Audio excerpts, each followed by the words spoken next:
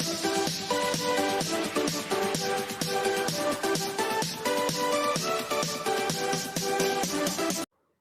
my dear students, this is Swati Chawla. Welcome to my series for CBSE Class 12 Computer Science with Python. In this video, we are going to discuss various aggregate functions used in MySQL. We are having 3 aggregate functions in your curriculum: sum, average, max, min, count star and count.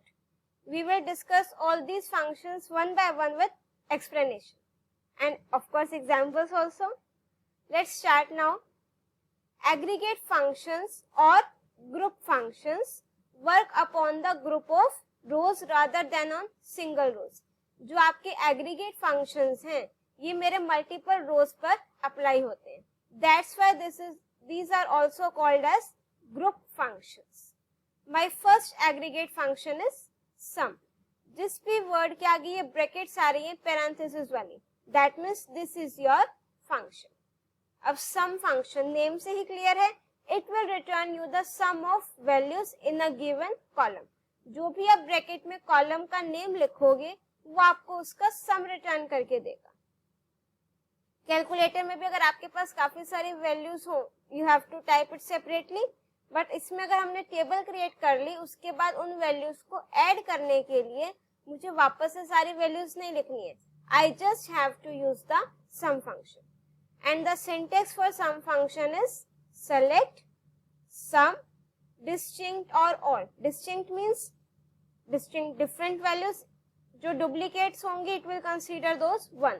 All means all the values including your duplicates also. And here you have to write the column name from table name. As you can see जिस पे हम student table पर work कर रहे हैं, select sum, the name of the column जिसका मुझे sum find out करना है marks, from table name is student. तो as you can see यहाँ पर मुझे show हो जाएगा sum, मार्क्स और उन जो मार्क्स वाला कॉलम है उसमें जितनी वैल्यूज होंगी उन सब का एडिशन. अब एक चीज देखो, जो मेरा आउटपुट डिस्प्ले हो रहा है वो आपका यही फंक्शन का नेम लिखा हुआ आ रहा है sum marks. If I want कि यहाँ पर ये चीज ना लिखी हुआ है, कोई ऐसा मैसेज आए जो यूजर चाहता हो, मीन्स कस्टमाइज्ड मैसेज, तो what you have to do, you have to write just that message in the double quotes. It's so easy.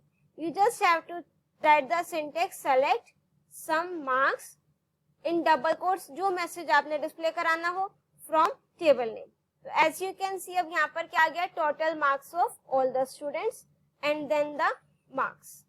Now let's execute this practically. As you know we are working on the employee database and then select star from table name is EMP. These are my values. Now I am applying sum function select sum. Let's apply the sum function on salary. Salary from table name is EMP. तो as you can see जो मेरा ये salary वाला column है इसकी जितनी values हैं वो सारी की सारी सम करके वो आपको यहाँ पर शो करेगा. ठीक है, अगर मैं लिख दूं यहाँ पर select सम डिस्टिंक्ट सैलरी, डिस्टिंक्ट मीन्स जो आपकी डुप्लीकेट वैल्यूज है उसको ये एक बार कंसीडर करेगा. तो अब मेरी सम की वैल्यू चेंज हो गई क्योंकि जो मेरी डुप्लीकेट वैल्यूज है लाइक 45,000 और भी जो डुप्लीकेट वैल्यूज है it will consider the duplicate values only once. अगर आपको सारी वैल्यूज का सम करना है so for that you are having this function, otherwise you have to write the distinct also. अब let us me write the customized message also. Select sum salary and here I am writing total salary of all the employees. ठीक है, तो अब यहाँ पर ये message आ गया total salary of all the employees. Let's discuss our next function AVG, that means average. This function is used to find the average of the given data. और average कैसे find out होगा, जो भी आप column का name दोगे what it will do, it will first find the sum of all the values and it will divide the total number of elements. जैसे आप लोग मैथ्स में मीन कैलकुलेट करते हो, एवरेज कैलकुलेट करते हो, In the same way, it will show you the answer. The syntax is same. There is one just change. You have to write the name of the function here, avg instead of the sum. तो as you can see, अब मैंने लिखा select average marks from student. So it will show me the average marks. My next function is max function. This function returns the maximum value from a given column. जो भी आपका given column होगा उसमें आपकी जो maximum value होगी means highest value, it will show you that. Same syntax, you just have to learn the syntax so that your commands will be executed. Now next is min function. This function returns the minimum value from a given column or expression. जो भी आपका expression होगा उसमें जो minimum value है वो आपको show होगी. तो मेरा जो marks column है उसमें minimum value क्या है 35, तो it will show me this. Let's execute these three functions practically now. Let me show you my table first. This is the original content. ठीक है. Now select AVG means average. Let's suppose हमें salary का average करना है from the name of my table. तो जो मेरा salary column है ये उसका क्या find out हो गया आपका average.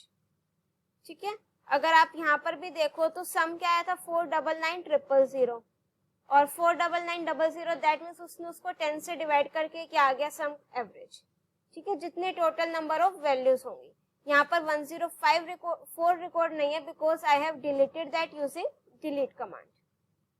नाउ मिनिमम के लिए select min salary column name from table name. तो अगर आप देखो इसमें मिनिमम सैलरी कितनी है 35,000, तो आपका यहाँ पर 35,000 आ जाएगा. अगर मुझे कमीशन का करना हो तो आप कमीशन का भी कर सकते हो. Select max. Here you have to write the name of the column और आपका जो कमीशन की मैक्सिमम वैल्यू है वो आ जाएगी. और अगर आप इसमें मिनिमम करो, ठीक है, तो मिनिमम वैल्यू कौन सी है 58. नल को वो मिनिमम नहीं कंसीडर करेगा. नल मीन्स की कोई वैल्यू ही नहीं है. बट अगर मिनिमम 0 लिखना है तो अगर मीन्स किसी वैल्यू में 0 होता तो वो 0 को मिनिमम कंसीडर करता बट नल को नहीं करेगा. Now let's discuss our two most important functions count and count star. ठीक है. जहां पर भी स्टार लिखा हुआ हो बेटा हम कॉलम नेम्स डिस्प्ले कराते हैं. जब हम लिखते हैं select star from table name तो that means it will display me the list of all the column. सारे कॉलम्स आएंगे.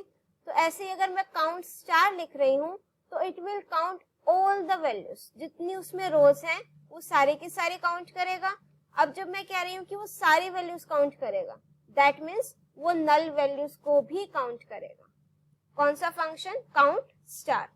This function counts the number of rows in a given column including null and duplicate values also. और अगर मैं सिर्फ count function लिखूं तो आपकी जो नल वैल्यूज हैं वो उसको काउंट नहीं करेगा. Let's execute this practically now. This is my original table.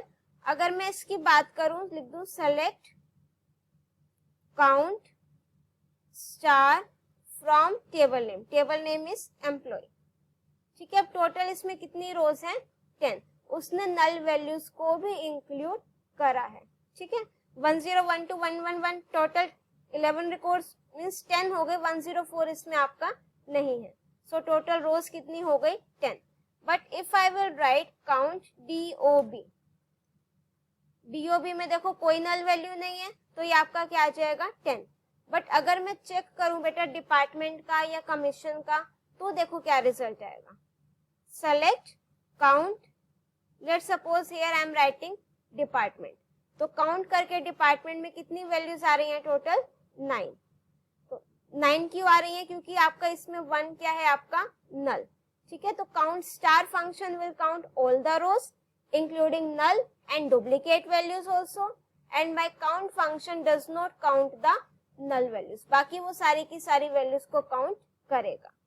I hope these aggregate functions are clear to you now. These functions will be used in our further commands of group by and having commands. ठीक है, जो group by command और having clause है उसमें आपकी aggregate functions use होंगे. So I hope these concepts or these functions are clear to you now. If you are having any doubt, you can write it in the comment section. If you like my video, do press the like button, share your views in the comment section, and don't forget to subscribe my channel and press the bell icon to get the updates of my upcoming videos. Till then, keep watching, keep studying.